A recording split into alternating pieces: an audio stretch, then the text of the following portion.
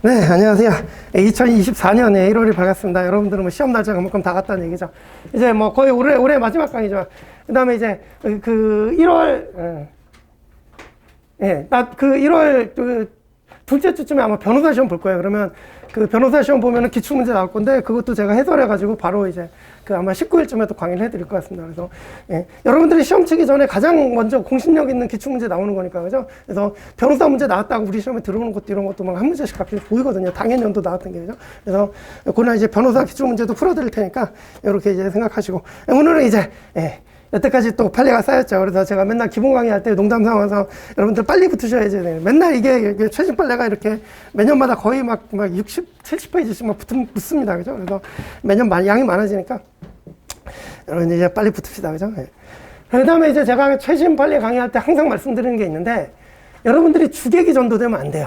그래서 여러분들이 여태까지 이제 올해 시험 같은 경우는 어렵게도 나왔고 최신 판례 출제 비용이 매우 높았거든요. 되게 많이 나왔어요. 올해 시험 여러분 아시겠지만, 올해 뭐 작년 보신 분들은 아시겠지만, 그래서 상당히 어렵게 나오면서 최신 판례도 많이 나왔는데, 사실 이제 최신 판례 그 비중이 얼마나 나올지는 사실 저도 뭐 알 수가 없잖아요. 그죠? 그래서 이번 시험에도 뭐 많이 나올지 조금 나올지 모르겠지만, 그래도 어쨌든 많이 나와봐야 올해 뭐 9개, 10개 지문이었나? 무지하게 많이 나온 건데도 그래도 나머지 30문제 맞추는 게 더 중요하잖아요. 그죠? 그래서 여러분들이 최신 판례 강의 듣고 나서 이거를 정복해야지 그러고 시험 끝까지 이 최신 판례만 붙들고 가시는 분들 계시는데 그러시면 안 된다는 얘기죠. 그죠? 그래서 주객이 전도되면 안 되고, 여태까지 해오시던 거를 꾸준히 계속 해 나가시면서 이 최신 판례는 그 책에다가 갖다 꽂아 넣는다. 이런 생각하시면 제일 좋은 거예요. 그죠? 그래서 여러분들이 최신 판례를 실제 시험에 만났을 때 문제를 정확하게 맞춰내려면 최신 판례가 대충 무슨 내용이다, 뭐 이런 걸 아는 걸로는 부족하고요. 정확하게 자기 지식을 꽂아넣어서 뭐 인덱싱이라고 하죠. 그게 딱 돼야 이제 딱 보자마자 이거 최신 판례 나왔구나 이렇게 정확히 풀어낼 수 있으니까 그렇게 생각하시면 되겠습니다. 그래서 이것까지 잘 마무리하시면 이제 뭐 충분히 이제 최신 판례 나와도 다 맞추시면 이제 고득점 하시겠죠. 그죠? 자, 그럼 이제 서론은 여기까지 하고 그 다음에 오늘 진도를 이제 나가보도록 하겠습니다. 자, 이제 자료집 1쪽을 펴시면 민법 총칙부터 나오죠. 그래서 자, 첫 번째 판례인데 이 첫 번째 판례는 우리 이제 여러분 관습법 이제 그 전체 헌법 질서에 반하면 이제 효력 없어지는 거 잘 아시죠? 그죠?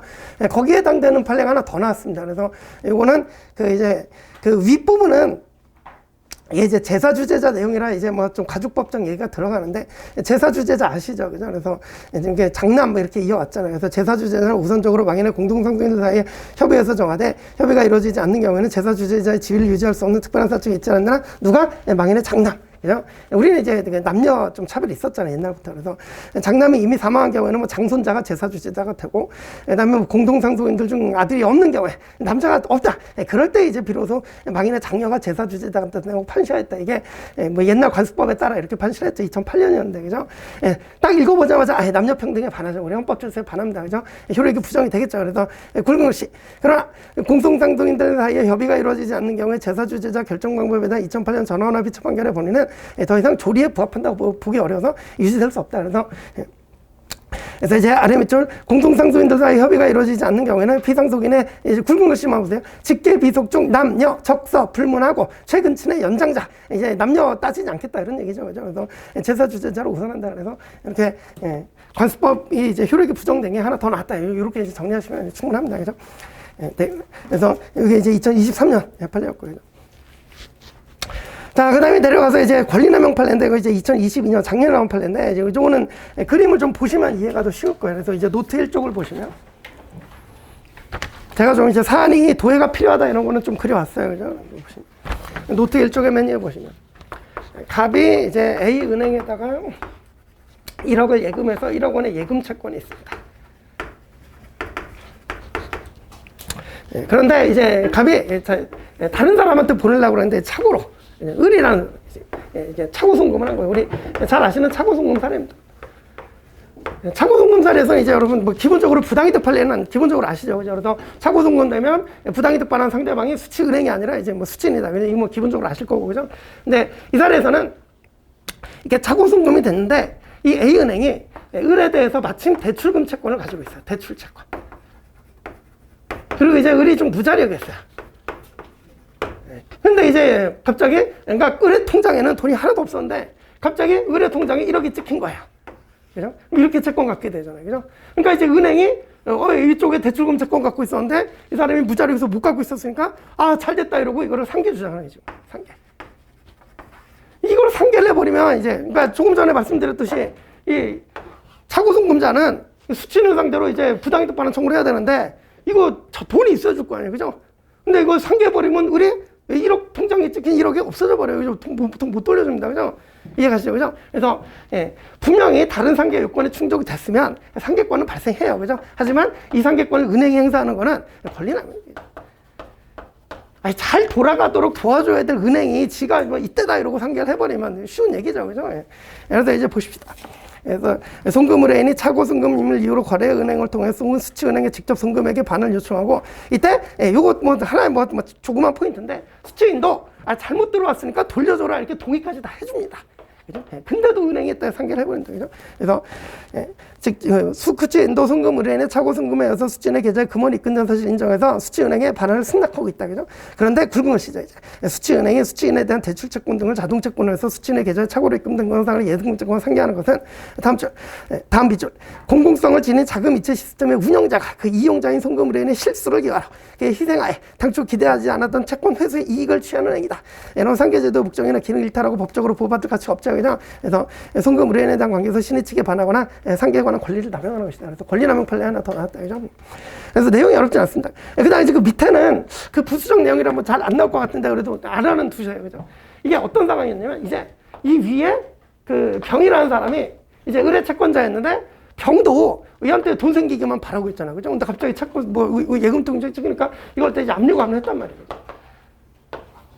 그죠? 그러면 이때 은행이 상계를 할 여지가 생겨버린 거야. 무슨 얘기인지. 왜? 자, 이게, 그러니까 이제 A은행이 지금 이제는 갑과 A은행 관계가 아니라 이 병이 압류를 버렸기 때문에 이때 A은행이 상계를 안 하면 누가 가져가요? 갑이 가져가는 게 아니라 의뢰채권자 병이 가져가. 그럼 이게 권리남용이 될 이유가 없잖아요. 그래서 이렇게 이미 이 채권에 대해서 압류 채권자가 있는 경우는 그때는 또 이제 상계가 허용이 된다 그랬는데, 그죠? 이게 허용이 될 수 있잖아요. 그죠? 그러니까 이제 이게 병이 없다면 은행이 상계를 안 하면 갑이 가져가겠지만 이 병이 있어가지고 상계를 안 해도 갑이 못 가져가고 병이 가져가 어차피 똑같단 말이에요. 이해가시죠? 그죠? 그래서 권리 남용 이 여지가 좀 없어져가지고 이제 일단 허용은 되는데 자 이제 허용이 될 때도 압류 채권이 예컨대 1억이고 5천만 원만 자 요게 1억이고 요게 5천만 원이면 5천만 원만 묵혀 있는 거잖아. 그럼 나머지 5천만 원을 상계하는 거는 그 권리 남용이 되겠죠. 그죠? 읽어보실게요. 그래서 이제 수취인의 계좌에 착오로 입금된 금원 상당의 예금 채권이 이미 제3자에 의해서 압류되었다는 특별한 사정이 있다. 그죠? 이러면은 수취은행이 수취인에 대한 대출채권 등을 자동채권에서 수취인의 예금 채권과 상계하는 것이 일단 허용은 됩니다. 권리남용까지 안 가요. 왜? 어차피 상계 안 해도 갑이 못 가져가니까요. 그런데 이는 그 피압류 채권에게 범위 내에서만, 요 압류된 채권 범위 내에서만 상계가 허용된다는 거지, 그걸 초과해서 상계할 수는 없잖아요. 그죠? 그 범위를 벗어나는 상계는 신의 측에 반하거나 권리에 남용하는 것으로 허용되지 않는다. 되셨죠? 그죠? 자, 이렇게 보시고. 자, 그 다음에 이제 밑에 판례는 자주 보시는 얘기 나와서 권리행사가 주관적으로 오직 상대방의 고통을 주고 손해를 입히려는 데 있을 뿐. 그래서 우리 권리남용은 아시다시피 이제 그 주관적 요건을 요구하는 게 이제 대부분의 판례다. 그죠? 그래서 이를 행사하는 사람에게는 이익이 없고 객관적으로 사질서 위반됐다고 볼 수 있으면 권리행사는 권리남용은 허용되지 않아요. 이때 권리행사가 상대방의 고통이나 손해를 주게 한 것이나 주관적 요건은 권리자의 정당한 이익을 기원한 권리행사로 보이는 객관적 사정을 모아서 추인할 수 있다. 다 기억나시죠? 그죠?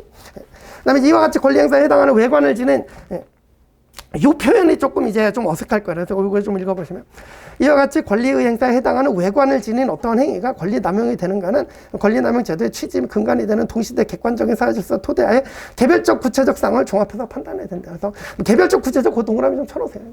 우리 신의칙도 구체적 타당성이다 보니까 개별적 구체적 판단하잖아요. 그죠? 그 정도.